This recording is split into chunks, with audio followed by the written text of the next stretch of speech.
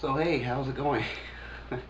It's been several months since I did my last video regarding NexRep, and I had mentioned in that last video that I was going to do one later that week about my first week at working there, and um, yeah, the reason I didn't is because after 2 weeks, or after the first week, immediately started regretting my decision to work there. And after the second week, I quit. And in this video, I just want to, it's probably going to be long. I will try to keep it as brief as possible, but I do have a lot to say. And, the main reason that I quit, it was a terrible company, it was a terrible job. I just want to point out though, I did not get fired. I'm not a disgruntled employee or anything. I've moved way on past NexRep.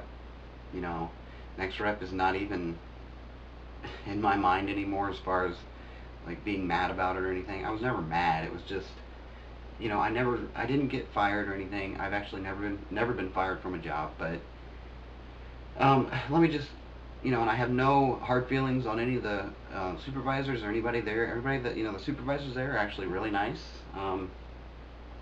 The people that work there, I'm sure they're nice.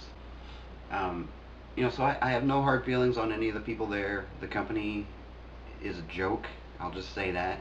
So I'm not a disgruntled, fired employee or anything. I did not get fired.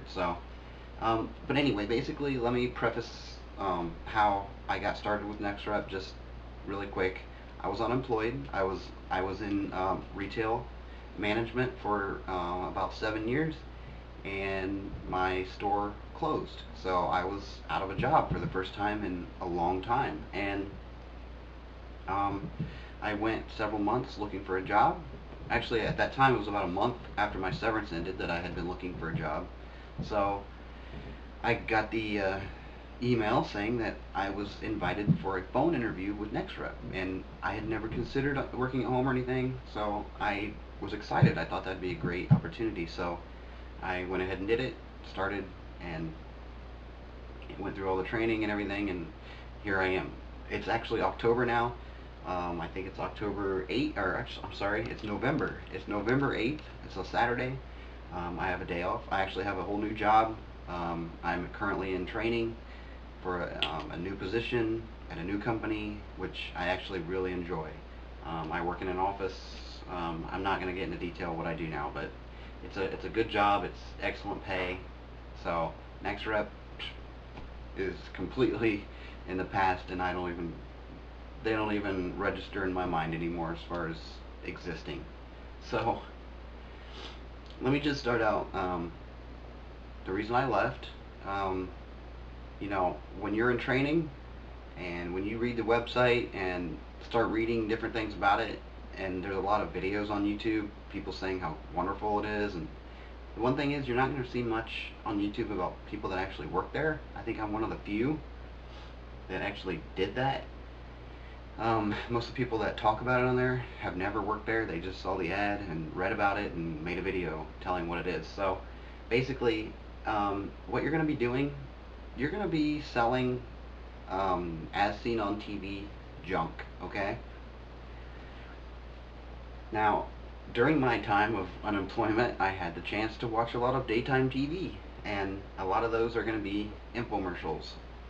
So think of things like a power pressure cooker, or Mr. Lid storage containers, the Clear TV digital HD antenna, which is a piece of junk, um, the no hair removal thing. There's all these different as seen on TV things that you're going to be selling. Okay, basically how it works is these people call in, they see the infomercial, they call in, but for whatever reason they don't buy it. So a lot of them, they're just trying to get the price.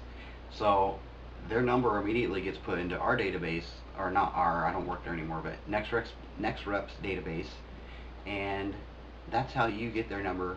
You call them up and try to sell the item to them at a little bit of a discount. So, it sounds legitimate, but after doing it for a few days, you're going to start realizing that it's not as exciting and fun as it sounds.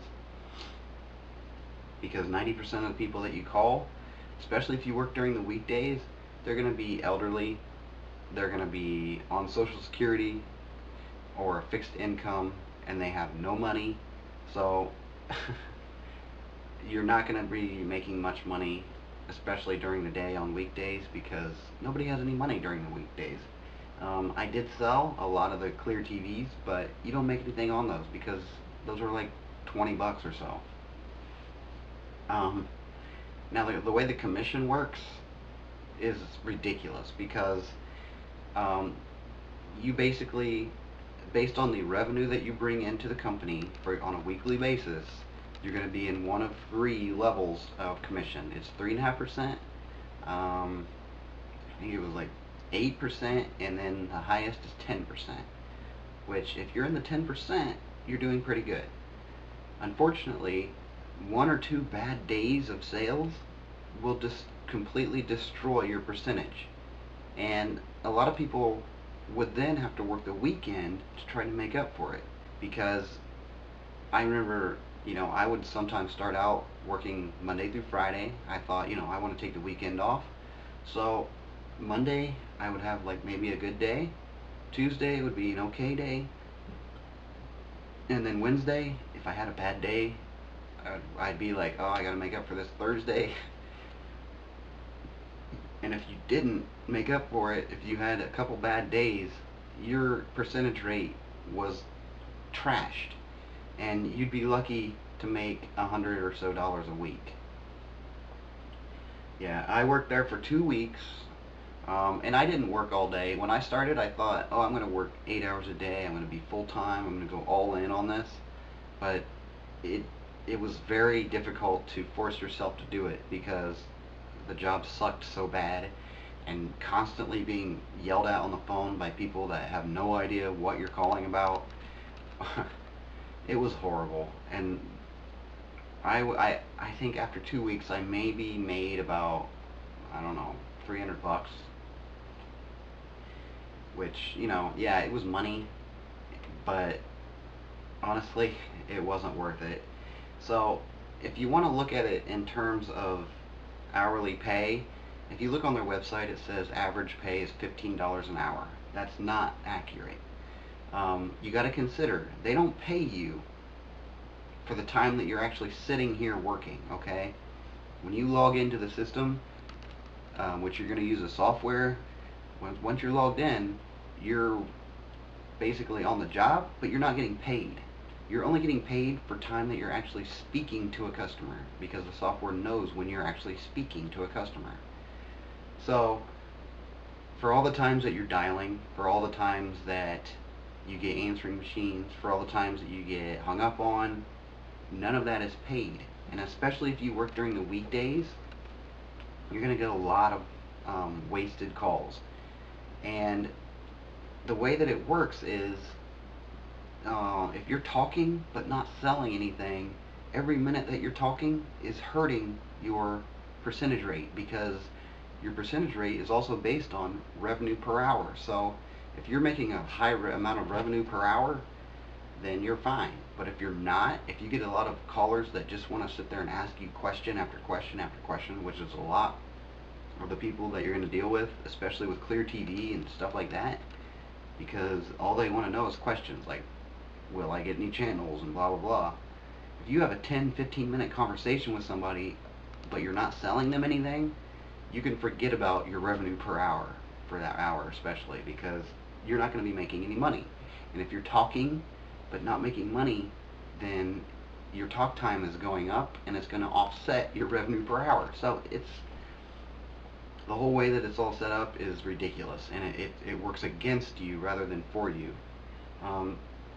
So the problem that I had is, so many times you would sit there and you'd have people that just wanted to ask you questions. They thought you were calling from customer service.